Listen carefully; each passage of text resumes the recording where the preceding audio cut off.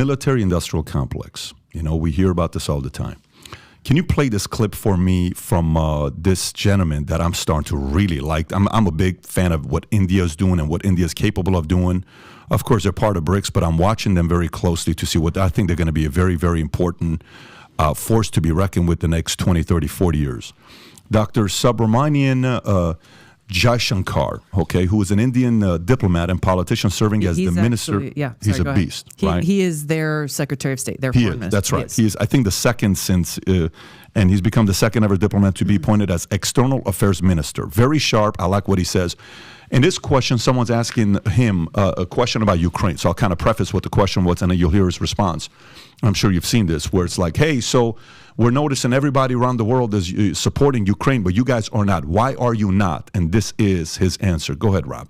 To grow out of the mindset. No, refresh, because you skipped the first second. Yeah. Oh, you got to refresh and get that audio at the same time. So he says Europe has to grow out of this mindset. Europe has to grow out of the mindset that Europe's problems are the world's problems.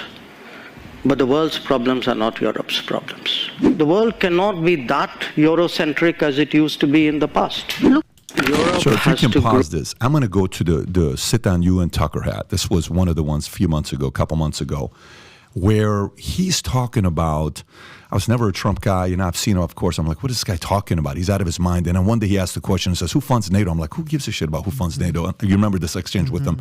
And he said, then I started looking, I was like, yo, why are we doing this much money? Why are we putting so much more?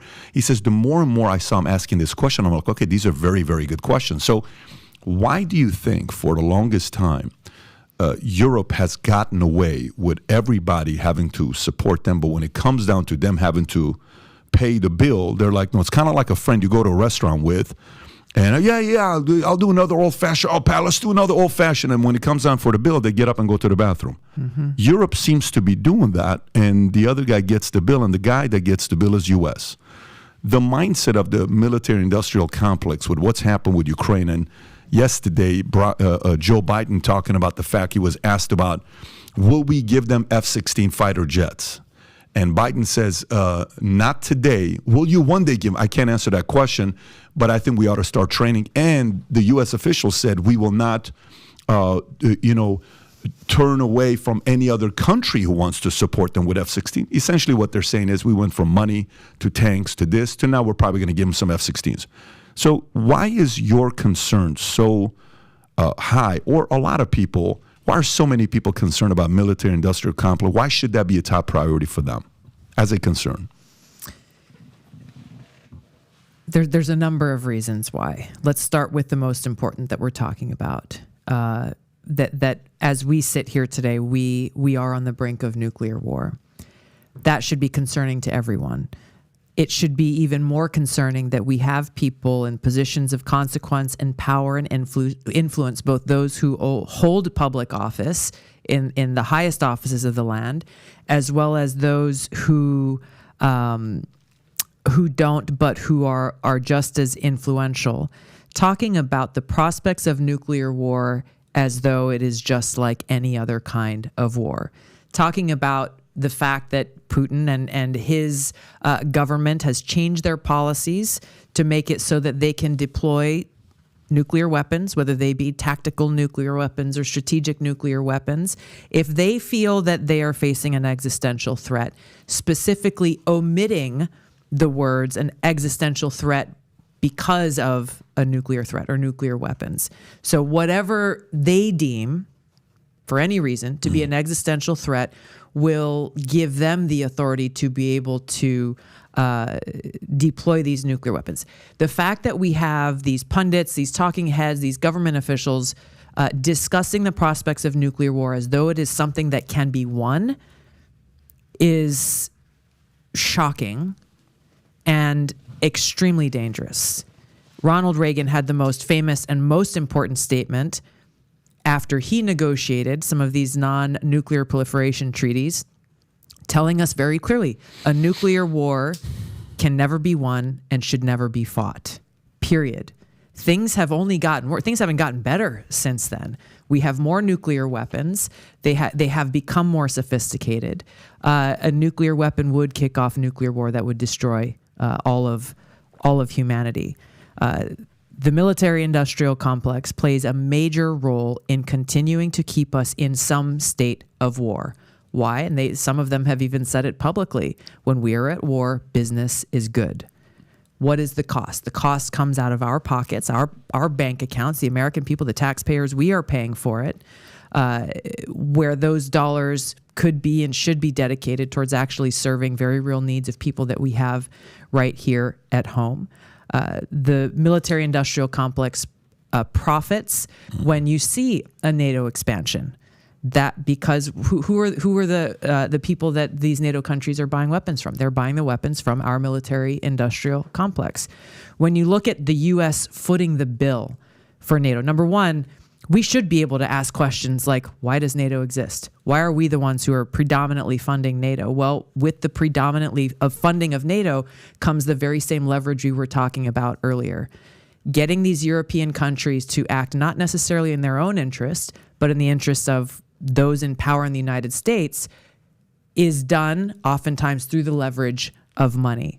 So when Trump is saying, hey, you guys got to pay your own way, pay the 2%, my gosh, pay the 2% of your GDP that the rules require. Common sense. Many of them didn't want to, but then what comes with that, and you saw recently with I think it was Macron's visit overseas into China, largely saying the same thing to the European countries. Hey, we need to stop being vassals of the United States. We need to make our own decisions based on what's best for our countries and what's based in the best interest of Europe.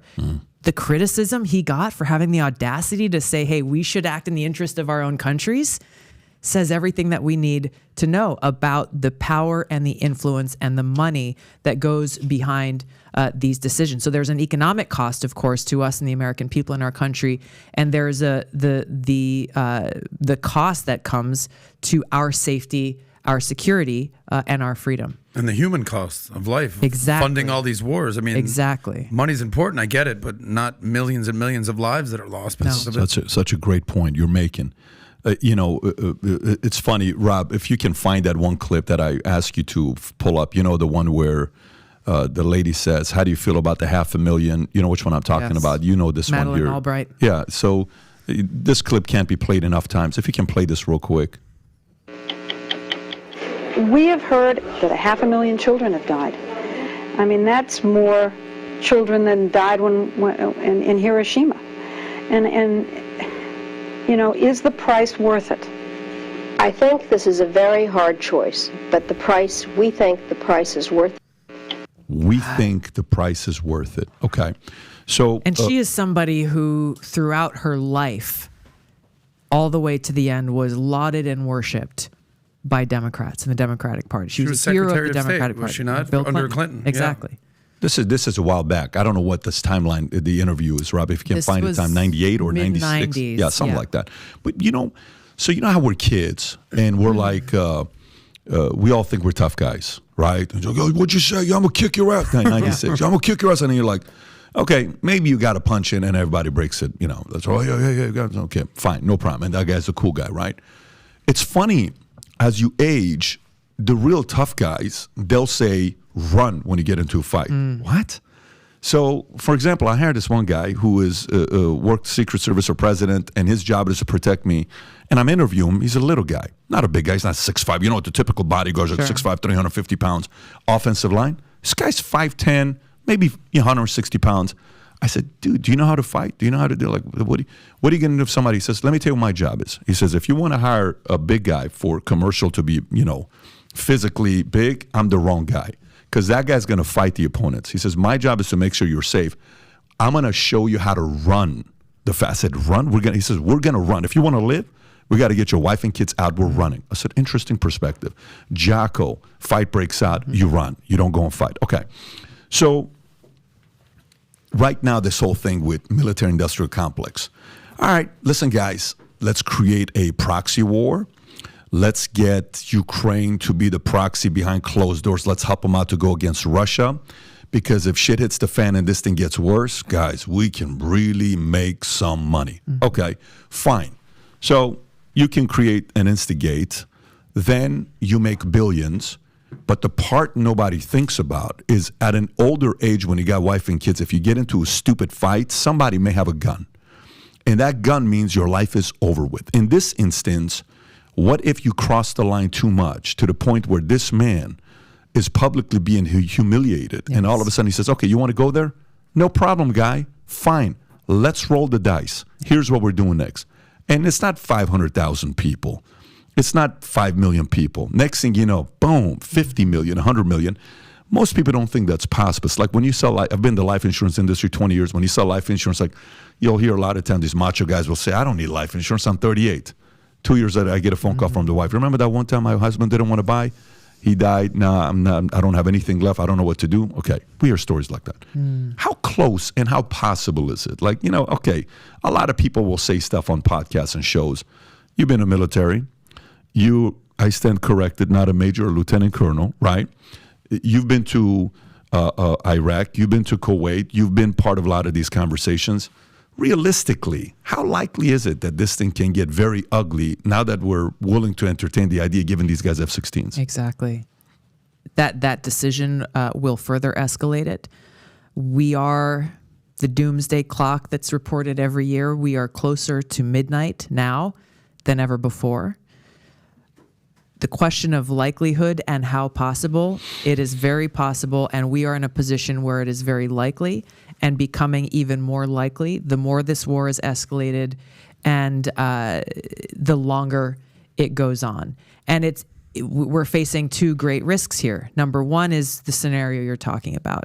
If Putin finds himself in a position where he feels like he has nothing else to lose and he is facing this existential threat, it's not a matter of guessing. They have already said they will retain the right to deploy nuclear weapons.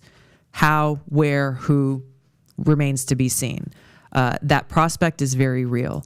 The second prospect that is just as real and perhaps just as, if not more dangerous, is a situation where there's a miscalculation or there is an unintentional spark that causes that to occur. We saw this through the Soviet Cold War. There were the risk of nuclear war and nuclear weapons being deployed because of misunderstandings, miscommunications, miscalculations. We see something coming in the radar and we thought it was a nuclear weapon. There were so many close calls where nuclear weapons were almost launched because of mistakes rather than out of intention. So in both of those situations, whether intentional or unintentional, it's not outside of the realm of possibility that we could find ourselves tomorrow, in a week, a month, or a year facing the reality of a nuclear attack and nuclear war, the nuclear fallout that comes after the blast, the nuclear winter that comes after that kills all the crops and takes away people's ability to live.